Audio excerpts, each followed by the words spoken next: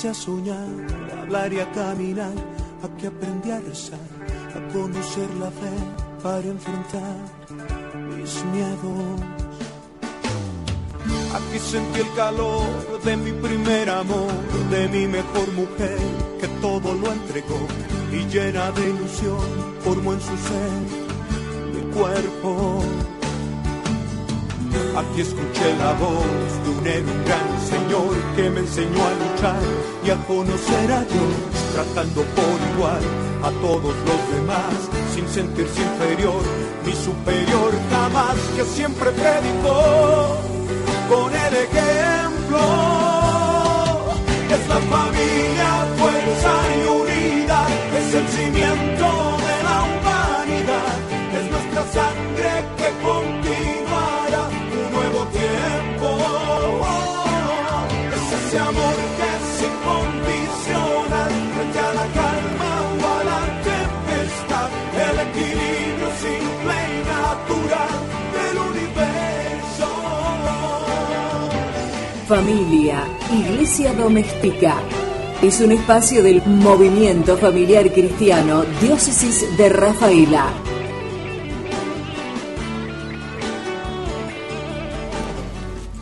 Hola, hola, buenas tardes, ¿cómo están?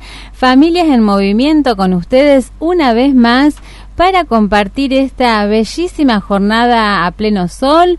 Hoy jueves 19 de mayo, transmitiendo como siempre desde Radio San Patricio 102.3.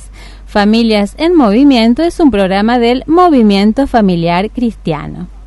Bueno, saludamos, hola Franco, nuestro operador.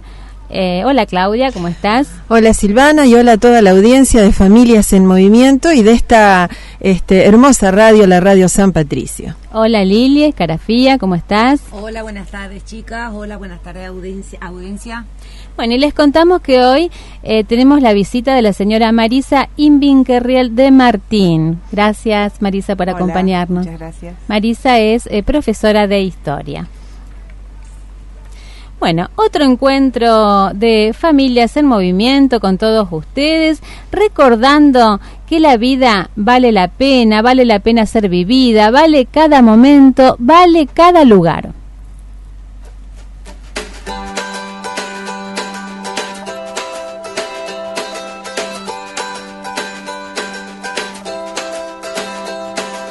Valen todos los días al despertar.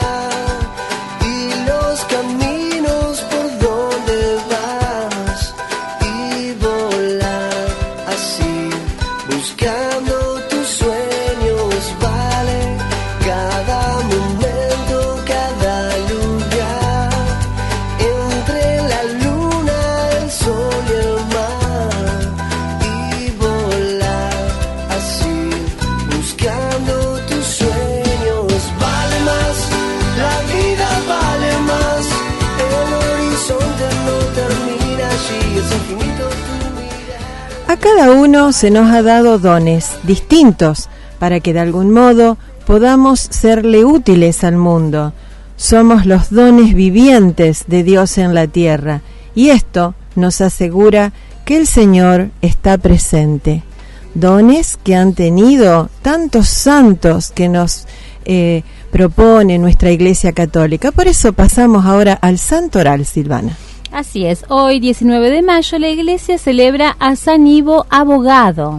San Ivo, el abogado santo al cual los juristas de muchos países tienen como patrono, nació en la provincia de Bretaña, en Francia. Su padre lo envió a estudiar a la Universidad de París y al volver a su tierra natal, Bretaña, fue nombrado juez del tribunal y en el ejercicio de su cargo se dedicó a proteger a los huérfanos, a defender a los más pobres y a administrar la justicia con tal imparcialidad y bondad que aún aquellos a quienes tenía que decretar castigos lo seguían amando y estimando. Su gran bondad le ganó el título de abogado de los pobres después de trabajar bastante tiempo como juez. San Ivo fue ordenado sacerdote y desde entonces, los últimos 15 años de su vida, los dedicó totalmente a la predicación y a la administración de los sacramentos. Consiguió dinero de donaciones y construyó un hospital para enfermos y pobres. San Ivo muere un 19 de mayo del año 1303 a los 50 años. San Ivo es recordado prácticamente todo el mundo por los abogados, pero bueno, aquí en Argentina se ha preferido celebrar el Día del Abogado el 29 de agosto en homenaje a San Juan Bautista Alberdi.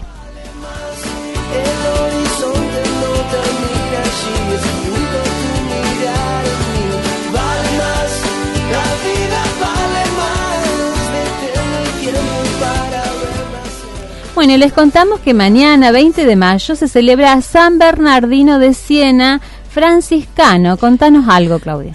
Nació en 1380 en Massa Marítima, Grosseto, no lejos de Siena, descendiente de una noble familia italiana. Renunció a todos sus saberes para ingresar en la Orden de San Francisco, en la que llegó a ser una de sus más puras glorias y uno de sus reformadores. Recorrió las ciudades y aldeas predicando el nombre de Jesús que llevaba a modo de bandera. Pertenece a los grandes santos junto con San Vicente Ferrer y San Juan de Capistrano de los últimos años de la cristiandad medieval que predicaron la conversión y reforma de la Iglesia. En la famosa guerra de Güelfos y Gibelinos reconcilia las ciudades y atrae a los disidentes al concilio de Florencia. Muere en el año 1444 en Italia. Y hoy también, un 20 de mayo, se conmemora el fallecimiento de María Crescencia Pérez. ¿Quién fue María Crescencia? Más conocida como Crescencia Pérez, y cuyo nombre secular era María Angélica Pérez. Fue una religiosa argentina perteneciente a la congregación del noviciado de las Hermanas del Huerto. Su vida la consagró a una vida santa, fue instrumento suyo para salvar a los hombres, se entregó totalmente a su misión como hija de la caridad, haciéndose toda para todos, en obediencia perfecta y en caridad ilimitada. El 17 de noviembre de 2012 fue beatificada en Pergamino, provincia de Buenos Aires, por el cardenal Angelo Amato, enviado especial del Papa Benedicto XVI, y el arzobispo Stanislao Esteban Karlik. Sí, su tumba es constantemente visitada por numerosos peregrinos que de todas partes del país vienen a venerar sus restos, a pedir ayuda y a agradecer sus favores. El milagro que se le atribuye a María Crescencia se refiere a una joven víctima de hepatitis A fulminante agravada por una diabetes infanto-juvenil, cuya posible y única solución podría haber sido un trasplante hepático que no se realizó. Invocada la intercesión de la hermana Crescencia sobre una reliquia de la sierva de Dios, a los 5 días el mal había desaparecido sin que mediara explicación científica. Actualmente, sus restos descansan incorruptos en la capilla del Colegio Nuestra Señora del Huerto de la ciudad de Pergamino, provincia de Buenos Aires.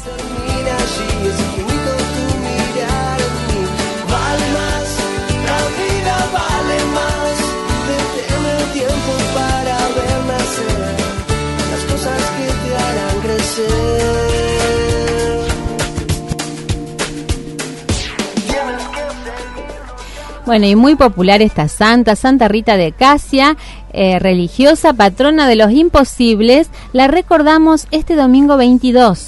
Santa Rita nació en 1380 en el castillo de Rocca Porena, Italia. A los 12 años contrajo matrimonio con un caballero que la maltrataba, la insultaba continuamente, mientras llevaba este señor una vida licenciosa. Rita consiguió con sus lágrimas y plegarias y con su paciencia y su sonrisa permanente la conversión de su esposo. Al morir este y también sus 2 hijos, Rita abandona el castillo, se hace religiosa agustina. Durante su vida en el convento fue modelo de piedad, de paciencia y de humildad. Se cuenta que el día de su muerte pidió que le trajeran una rosa que misteriosamente había florecido en el jardín en pleno invierno y entre la nieve. Muere el 22 de mayo de 1457. Santa Rita es invocada como la Santa de los Imposibles. Así que bueno, estamos felicitando a todos los Ivo, Bernardino y a las Ritas. Muchas felicidades para ustedes. Así, buscando tus sueños, vale cada momento, cada lugar, entre la luna, el sol y el mar, y volar. Así, buscando tus sueños, vale más, la vida vale más, el horizonte no termina allí, es infinito tu mirar en mí. Vale más, la vida vale más, detén el tiempo para ver nacer las cosas que te harán crecer. Bueno, y este martes 17 de mayo celebramos el Día de Internet. ¿Saben que hoy se conectan a Internet 3.200 millones de personas en el mundo? Mucho, Realmente, ¿no? ¿Qué haríamos sin Internet? A veces nos preguntamos, pensar que antes no teníamos, pero ahora nos desesperamos cuando nos quedamos sin Wi-Fi, sin Internet. Pero bueno, toda esta noticia publicada por Facebook, publicó un estudio que dice que el estado de la conectividad 2015 muestra el número de personas que se conectan a Internet a nivel mundial. De acuerdo a estos resultados del estudio que hizo Facebook, a finales de 2015 se estimaron que había 3.2 mil millones de personas que se conectan a Internet. Esto representa un incremento con respecto a las 3.000 millones del año 2014. Las estadísticas también arrojan datos muy interesantes, tales como que 200.000 argentinos trabajan de manera independiente por intermedio de la web, en su mayoría hombres entre 18 y 37 años y con ingresos promedio de $1.600 por vez. No caben dudas que el surgimiento de Internet hace ya 20 años modificó por completo la manera de comunicarnos entre las personas. Tal es así, como dijiste, Claudia, no podemos estar. Un día ¿Qué haríamos? Se nos rompe el celular o la compu. Sí. No dejes nada pendiente, este mundo tan osado se reserva a los valientes. Vale más, la vida vale más, el horizonte no termina allí, es infinito tu mirar en mí. Vale más, la vida vale más, detén el tiempo para ver nacer. El respeto a la diversidad es camino a la paz, dijo Francisco. Y el 21 de mayo celebramos el Día Mundial de la Diversidad Cultural para el Diálogo y el Desarrollo. Qué importante esto del diálogo, ¿no? Bueno, el 21 de mayo de cada año conmemoramos el Día Mundial de la Diversidad Cultural para el Diálogo y el Desarrollo. Esta celebración nos ayuda a comprender el valor que tiene la diversidad cultural y a mejorar la convivencia. De eso se trata, diálogo para mejorar la convivencia. Y tenemos aquí la representante o la directora general de la UNESCO, Irina Bokova, dijo: en un mundo tan diverso, la destrucción de las culturas es un crimen y la uniformidad un callejón sin salida. Todo estriba en valorizar en un mismo impulso la diversidad que nos enriquece y los derechos humanos que nos reúnen. Cada lugar, entre la luna, el sol y el mar, y volar así, buscando tus sueños, vale más la vida. Bueno, a ver, y si nos preguntamos, ¿sabemos escuchar? ¿Sabemos hacer silencio? Dos preguntas para reflexionar, ¿no? ¿Somos conscientes del peso de la palabra y del peso de los silencios? Bueno, hoy estábamos hablando, ¿no?, que esto es algo de lo cual las nuevas generaciones tienen mucha dificultad, con esto del saber escuchar, el hacer silencios, ¿no? Entonces, bueno, cuando en la palabra no hay silencio, esta se debilita. La disponibilidad de escucha está ligada estrechamente al silencio. Eso nos lo ha expresado el padre Ángel Rossi, quien resalta la importancia del silencio en la palabra.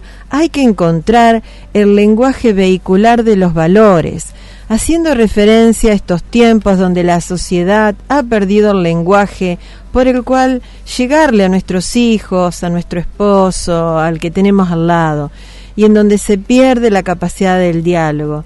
Tenemos que encontrar el lenguaje que está escondido. Parece imposible, pero no lo es.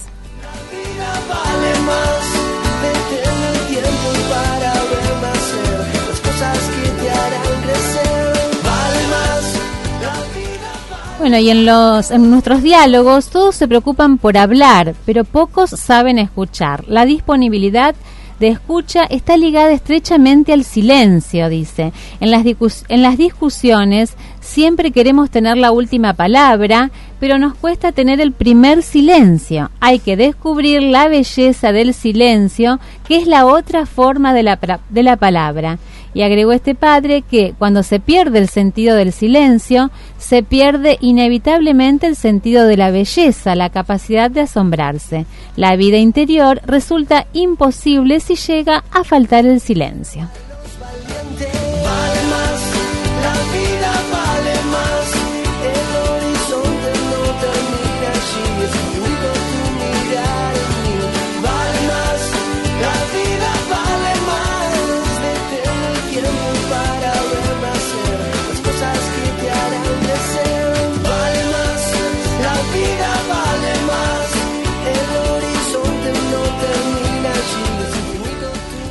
Bueno, y también muy interesante, el 22 de mayo se celebra en todo el mundo el Día Internacional de la Diversidad Biológica.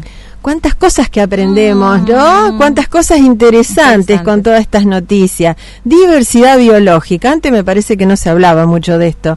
Bueno, se estableció en diciembre de 2000 por la Organización de las Naciones Unidas con el propósito de aumentar la comprensión y la conciencia sobre estos temas, además de sensibilizar y educar a la ciudadanía en aspectos relacionados con la conservación y cuidado de la diversidad biológica mundial. La diversidad biológica es sinónimo de vida sobre la tierra, tanto que nos habla el Papa Francisco de esto, ¿no?, que hace tanta defensa. Sin ella, los seres humanos no tendríamos los recursos biológicos necesarios para sobrevivir, pues son la fuente de nuestra alimentación y de muchos bienes y servicios que nos mantienen y que garantizan nuestro desarrollo y bienestar económico y social. Además, a mayor diversidad biológica, mayor oportunidad de obtener nuevos medicamentos. Hasta el momento se han identificado alrededor de 1.700.000 especies de plantas, animales y microorganismos. Sin embargo, se desconoce el número total de especies en nuestro planeta. Algunos expertos opinan que puede ir desde 5 millones hasta 100 millones de especies.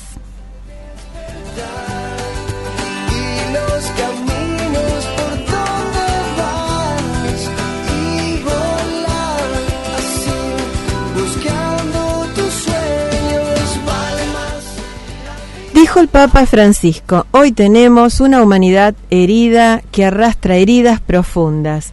No sabe cómo curarlas o cree que no es posible curarlas. Esta humanidad necesita de misericordia. Y bueno, nos basta ver lo que ocurre en Medio Oriente, ¿no? Hablando de tantas heridas, de tanta guerra, de tanto sufrimiento, ¿no? Y bueno, para informarnos sobre este tema tan importante, hoy nos visita la profesora Marisa Invinkerriel de Martir. En un ratito nomás vamos a estar conversando con ella sobre este tema.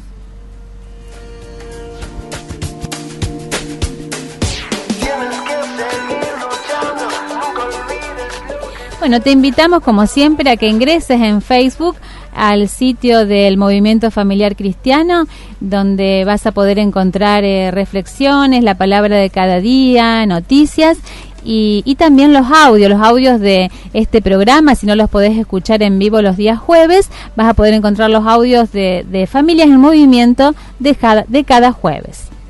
Sí, y también esperamos, como siempre te decimos, esperamos tu llamado para hacer alguna pregunta o para dejar alguna inquietud a los teléfonos de esta radio, al 452-728, 430-864. Si querés mensaje de texto a los celulares 1569-3658 o al 1556-4842. Valen todos los días.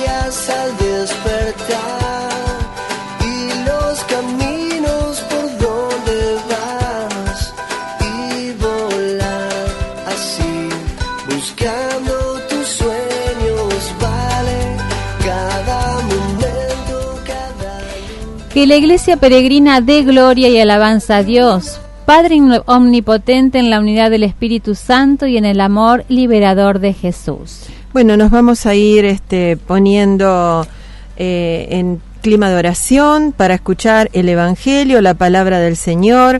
Vamos a escuchar y meditar el Evangelio de Juan 16 del 12 al 15, que vamos a estar escuchando en las Eucaristías de este próximo domingo. Es el Espíritu quien nos guía a la verdad, una verdad que no es nuestra, sino que es de Dios mismo. Una verdad que exige una búsqueda y un encuentro personal, y caminar hacia ella exige una tarea de humildad y de constancia. Bueno, vamos a escuchar el Evangelio. Jesús dijo a sus discípulos: todavía tengo muchas cosas que decirles, pero ustedes no las pueden comprender ahora. Cuando venga el Espíritu de la verdad, Él los introducirá en toda la verdad, porque no hablará por sí mismo, sino que dirá lo que ha oído y les anunciará lo que irá sucediendo.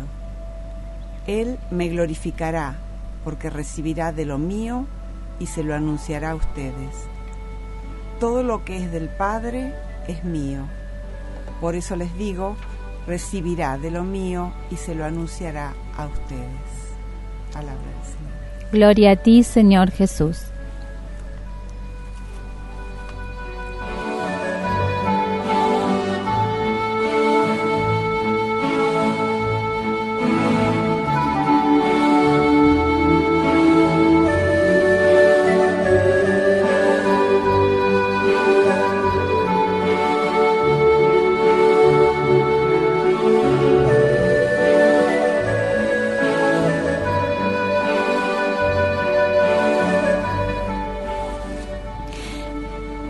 Bueno, el domingo pasado culminaba un tiempo muy importante del año litúrgico, fueron los 50 años de la Pascua, y lo celebramos con el don del Espíritu Santo, la gran fiesta de Pentecostés. Este domingo próximo, el domingo después de Pentecostés, la Iglesia celebra lo que es la Santísima Trinidad.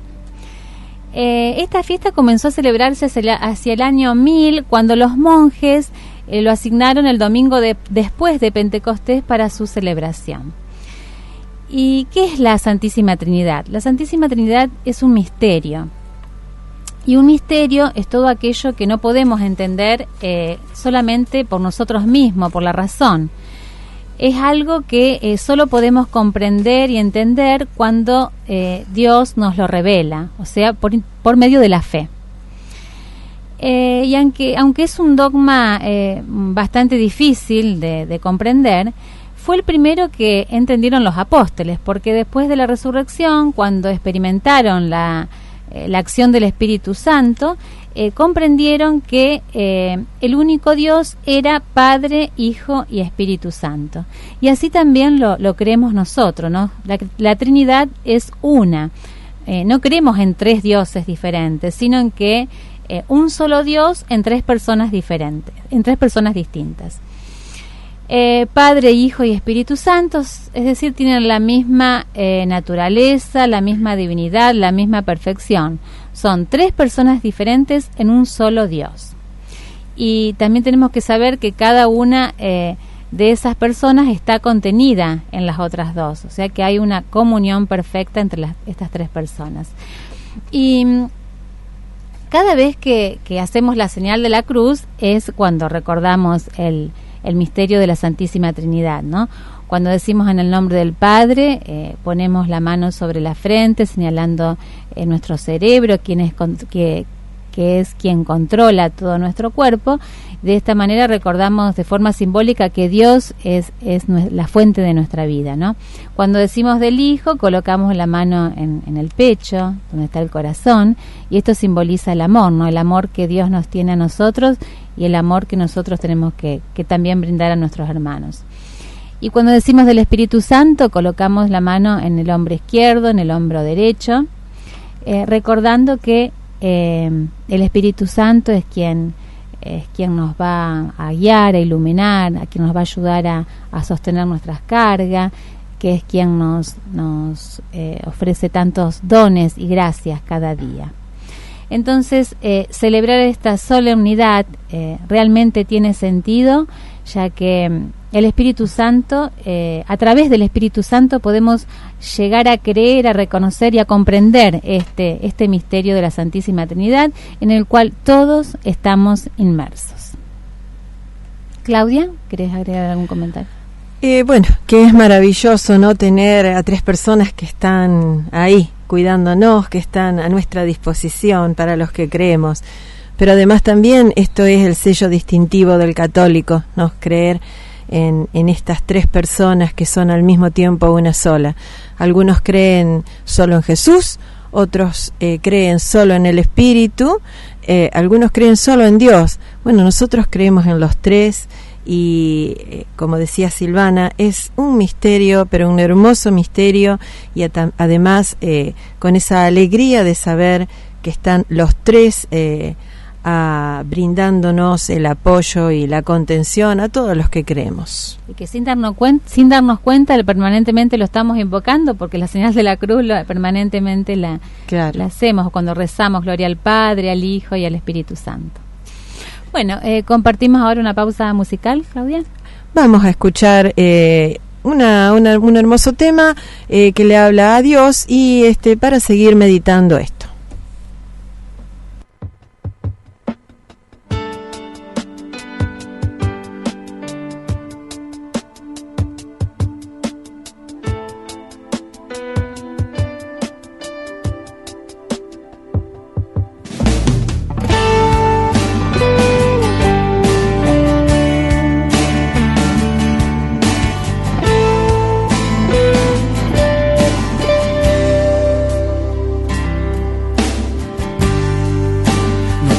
Que entender su manera de obrar, solo sé que Él lo hará.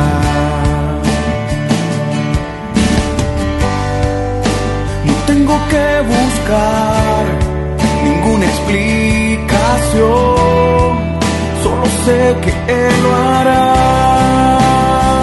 Dios tiene el poder para sanar, tiene el poder y sé que Él lo hará. Dios tiene el poder para liberar.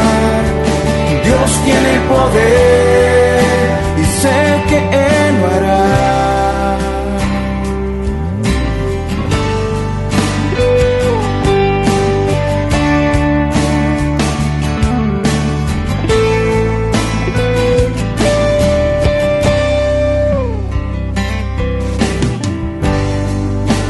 Tengo que preguntar cuánto tiempo pasará, solo sé que Él lo hará. No tengo que buscar ninguna explicación, solo sé que Él lo hará. Dios tiene el poder para sanar.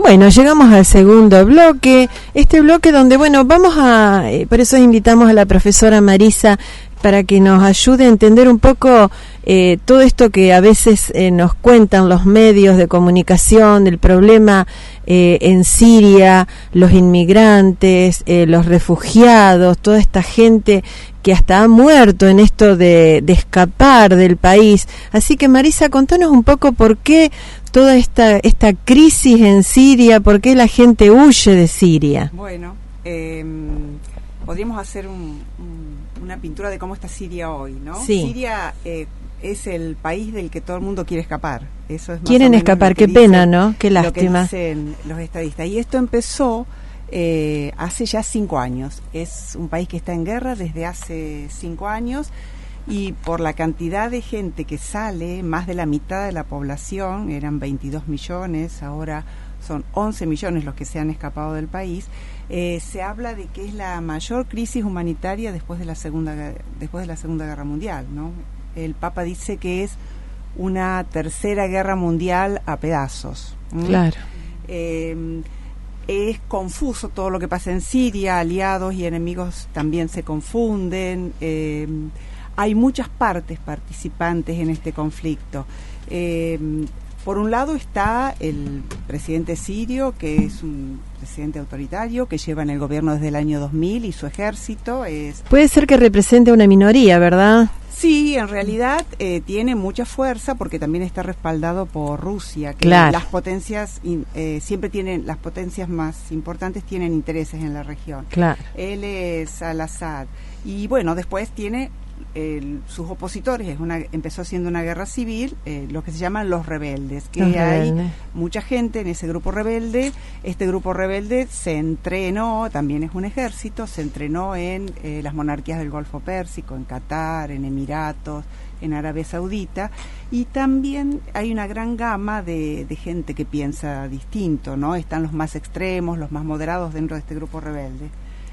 Este grupo rebelde tiene más simpatías de Estados Unidos. Por lo tanto, Estados Unidos y Rusia, que respalda al presidente, están metidos en esta cuestión.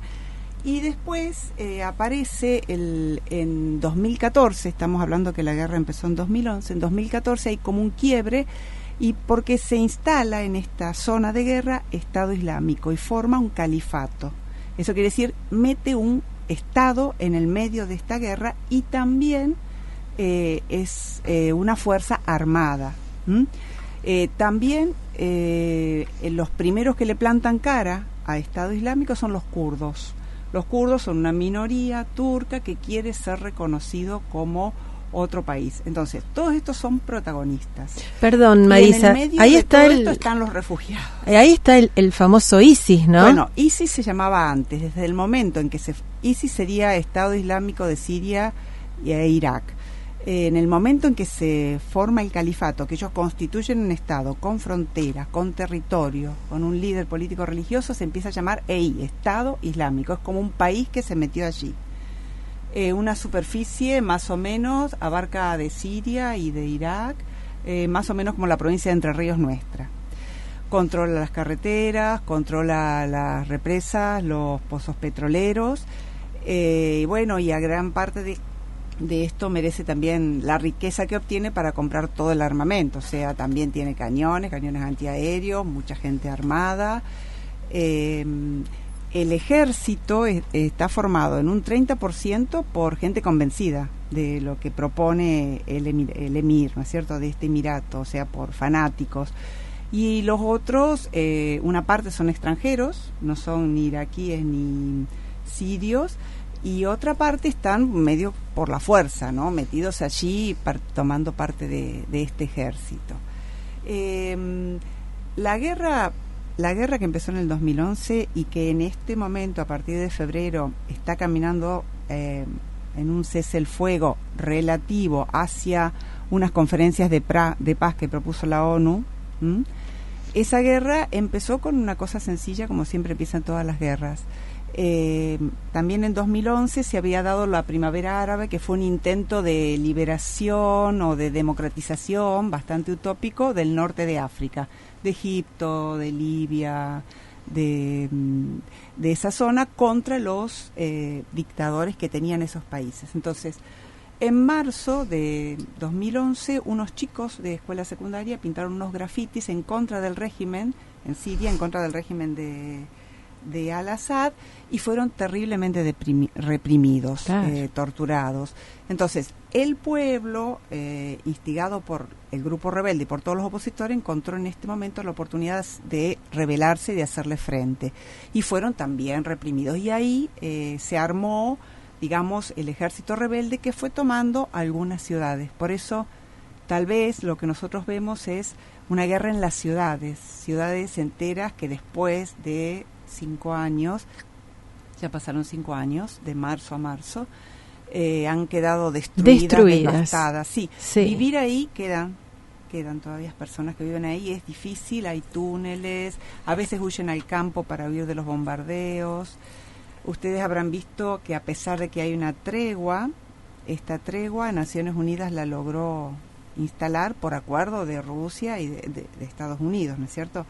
Es decir, la tregua está entre los rebeldes y el Estado sirio, pero se sigue bombardeando a Estado Islámico. A pesar de que hubo una tregua, hace un mes bombardearon un hospital de Médicos Sin Fronteras. Sí. Y ahí murió el último pediatra que quedaba, Claro, el último pediatra para atender a los chicos. Y era un hospital, amén de enfermeros y otros médicos, era un hospital de una complejidad media importante, tenía muchas camas, estaba en Alepo, una ciudad que está al norte. Entonces, bueno, es una guerra compleja. Estado Islámico es, algunos expertos dicen que es una guerra intra-islámica de los mismos musulmanes. En realidad es así, es decir, los musulmanes tienen desde que se murió Mahoma como dos ramas internas, Sí. los chiitas y los sunitas. Los Sí. sunitas siempre gobernaron y en el 79 los chiitas lograron formar en Irán, un estado chiita. Entonces, el presidente de Siria es chiita, tiene el apoyo de la guerrilla de Hezbollah, que es de Siria, y los rebeldes son sunitas, la otra rama, y tienen el apoyo de Arabia Saudita. Entonces, Irán y Arabia Saudita son opositores. O sea, hay un problema interno, pero con la cuestión de los refugiados y con los ataques de Estado Islámico, este Emirato a Occidente, como que la guerra se ha mundializado, ¿no? Y los atentados en concreto hicieron que se formara una coalición para seguir bombardeando Estado Islámico y para derrotarlo. Es un panorama... Se podría decir, bueno, a ver, ¿qué quieren el Estado Islámico? El Estado Islámico formó un califato. Como dije antes, ellos son fanáticos religiosos, son Sí. fanáticos islamistas. Y ellos se consideran los únicos verdaderos representantes del Islam para la comunidad mundial, para todos los musulmanes. O sea, que no reconocen que hay dos clases No, de sí, Islam. no reconocen a otros grupos más que ellos mismos. Son muy Ellos extremistas. Son extremistas, aplican el Corán, descontextualizan Claro. versos del Corán y los aplican a rajatabla, aplican la Sharia, que es esa ley que prohíbe a las mujeres, es decir, las mujeres deben ir tapadas, no tienen derechos. Son religiosos extremos, que Sí. siempre los hubo, pero ellos además tienen un poder militar importante. La idea que ellos tienen es que los que no piensen como ellos son enemigos. Sí. Entonces hay que exterminarlos. Por eso, los primeros que atacan son a los mismos musulmanes. Y después también atacan a los católicos, También. porque son otras religiones y son vistas también como enemigos. Y esta idea fanática, bueno, ellos la van... asustan, digamos, o imponen temor con las crucifixiones, Sí, que hemos visto. los fusilamientos masivos, las decapitaciones, todo eso es para engendrar cada vez más Terror, temor. claro. Una pregunta, para entender, porque es bastante complejo. Todas los atentados que hubo, no solo en Argentina, en Estados Unidos, obviamente, que nadie lo va a olvidar, en Francia, entonces, pero viene de esos mismos fanáticos. En general, muchos atentados provienen de guerrillas extremas, pero en cada país son diferentes. Es decir, el mismo Islam, los extremismos han generado distintas guerrillas. Hezbollah, que ahora, bueno, se asocia a la muerte del hijo de Menem. Sí. Hezbollah es del Líbano. Del Líbano. Al-Qaeda es como un padre de Estado Islámico, pero así todo Estado Islámico y Al-Qaeda tienen distintas diferencias. Pero hoy derribaron un avión, no sé si habrá sido un atentado. En el norte de África, todavía sí. no se sabe, pero Estado Islámico es el autor de los atentados el de Bélgica y los de Francia del año pasado. Y los expertos tiran distintas hipótesis de por qué pueden ser esos atentados. Algunos dicen que es por venganza directa. Estados Unidos les bombardeó los pozos petroleros porque ellos de ahí obtienen mucho dinero para seguir subsistiendo. Entonces, algunos dicen por venganza. Otros dicen también que Estado Islámico es tan rígido que genera también conflictos internos entre ellos. En la guerra de Siria han muerto muchos milicianos, ha perdido mucha gente. Le han quitado ciudades importantes como Palmira, una ciudad donde había ruinas. Entonces, otros dicen que como Estado Islámico tiene problemas internos y se achicó y perdió milicianos, busca desviar la atención con los atentados. ¿Y la AMIA? Bueno, no. La AMIA está asociada a Irán, a movimientos extremos de Irán. Es muy anterior como atentado. Sí, ¿no es sí, cierto? sí, Ya es uno lleva- de los más antiguos. Lo que pasa es que para Es nosotros como que resulta uno son unifica. complicado. Siempre el terrorismo, Complicado. siempre el objetivo es sembrar terror. Y esa es la forma. Lo que nosotros tenemos que evitar, y es lo que yo quiero decirles, es la cuestión simplista. Todos los musulmanes son violentos, Claro. todos los musulmanes quieren... Esa palabra guerra santa que viene de la prédica de Mahoma, hay que ir desterrándola, no es tal. Se lastima mucho a la comunidad musulmana diciendo Claro. eso, en realidad. Son grupos extremistas, como también están las guerrillas Sí, en Occidente y demás, ¿no? Por ejemplo, Estado Islámico, algunos piensan que aniquilando Estado Islámico se solucionaría el problema. Otros dicen, bueno, hay que fortalecer al presidente que está en Siria, así, al tener un Estado fuerte, puede desplazar a Estado Islámico. Estados Unidos no apoya tanto esto porque, bueno, es una persona que atenta contra los derechos humanos de sus políticas, es un autoritario importante. Entonces, es un tema muy complicado. Estado Islámico saca el dinero del petróleo y del gas que tiene, de donaciones internacionales que recibe. Hay muchos musulmanes, son 1.500 millones de musulmanes en el mundo que aportan a Estado Islámico, de secuestros de periodistas, Sí. En Palmira y en otros lugares así, patrimonio de la humanidad, de vender a coleccionistas privados restos fósiles, Claro. de cuando se instaló, saqueó los bancos de Irak. Entonces, es un grupo poderoso. Suponen algunos expertos que Estados Unidos, con todo su potencial bélico, podría eliminarlo. Barack Obama no quiere, se está yendo. Le genera siempre una guerra, mucho conflicto interno. Claro.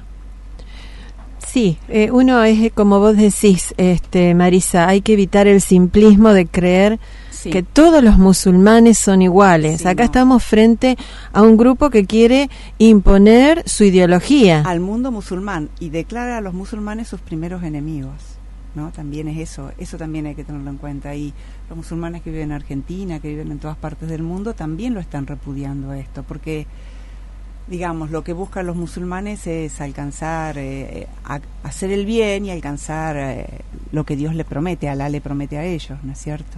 Claro. Lo que pasa es que Estado Islámico tiene mucha fuerza con los jóvenes, sobre todo con algunos jóvenes musulmanes que están en Europa o en Estados Unidos, que reciben un poco eso de el desprecio, la discriminación, la fobia, porque en realidad ahora un musulmán causa miedo. Sí. Hay como una islamiofobia, una cosa así, si lo pudiéramos decir. Entonces, los jóvenes se sienten, los jóvenes musulmanes se sienten como de segunda en Europa, ciudadanos de segunda, y ven en esto, quedan impactados por la propaganda. Estado Islámico les promete tierras, dinero, posibilidad de casamiento, o sea que les hace una promesa concreta y los recluta, y ellos, bueno, hacen un poco realidad eso del paraíso en la tierra, ¿no? Que es lo que estos jóvenes buscan. Entonces, hay muchos jóvenes que van a Siria por esta cuestión, pero también hay mucha gente que hace en este gran caos. Posiblemente las conversaciones de paz lleven a unas elecciones dentro de unos cuantos meses, pero de eso no se sabe. Pero hay algunos intentos. Lo que hizo el Papa, que visitó un campo de refugiados y se llevó a sirios a vivir. Así. Europa los está rechazando bastante porque su equilibrio, su libre frontera está tambaleando. Y hay un grupo muy importante, me parece a mí, que son el grupo de los corredores humanitarios. A lo mejor ustedes oyeron hablar de ellos. El Estado italiano, con la comunidad de San Egidio, que son católicos, con la comunidad valdense, que son evangélicos, y con la Federación de Iglesias Protestantes Italianas, reúnen bastante dinero, y entonces ellos buscan en avión familias de refugiados y las traen a vivir a Italia legalmente. Evitan que se mueran por el Mediterráneo, evitan la ilegalidad y evitan que los exploten, digamos, los especuladores que los llevan.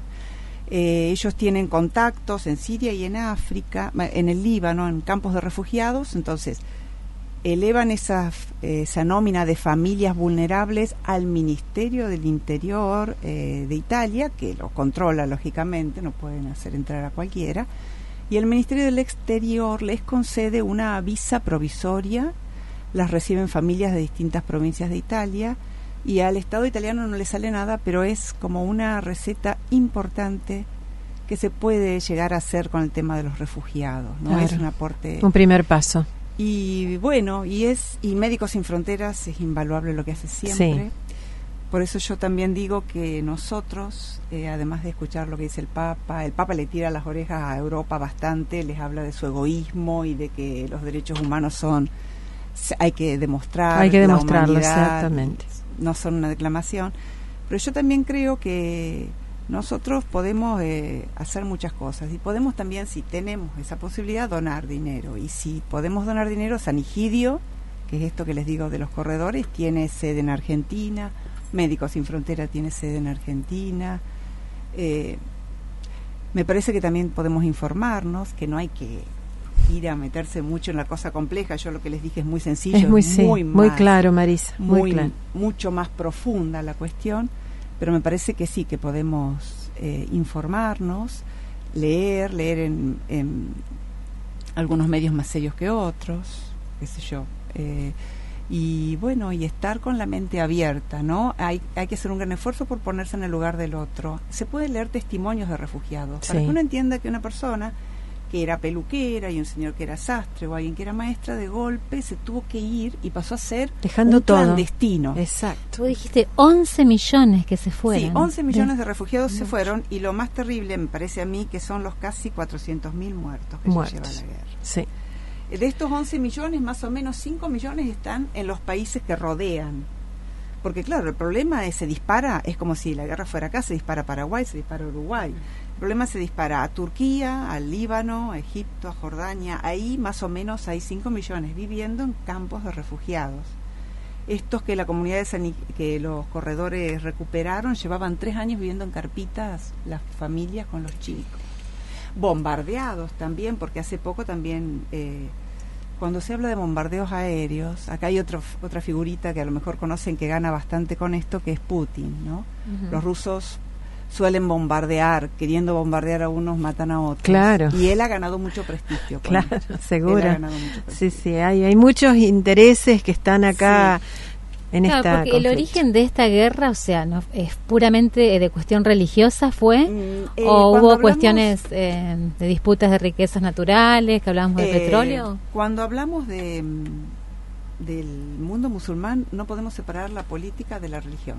Como que el líder político, el líder religioso está unido. Sí. Y lo que dio origen a esto fue en realidad la búsqueda de una participación democrática.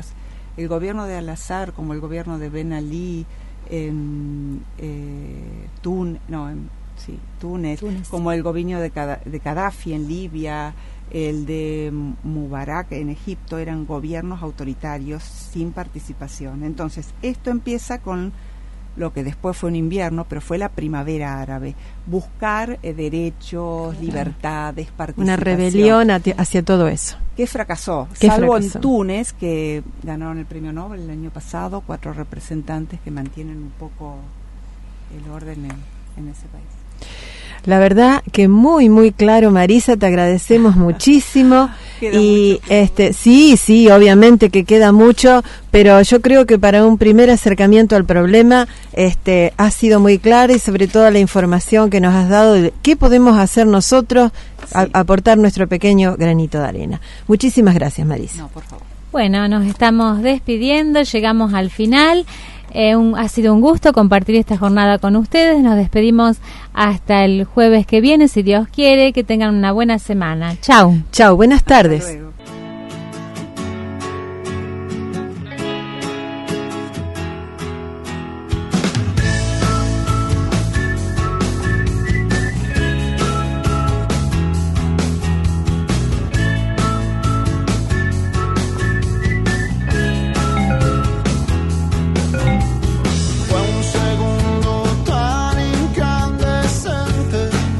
Sentí tan diferente y ya no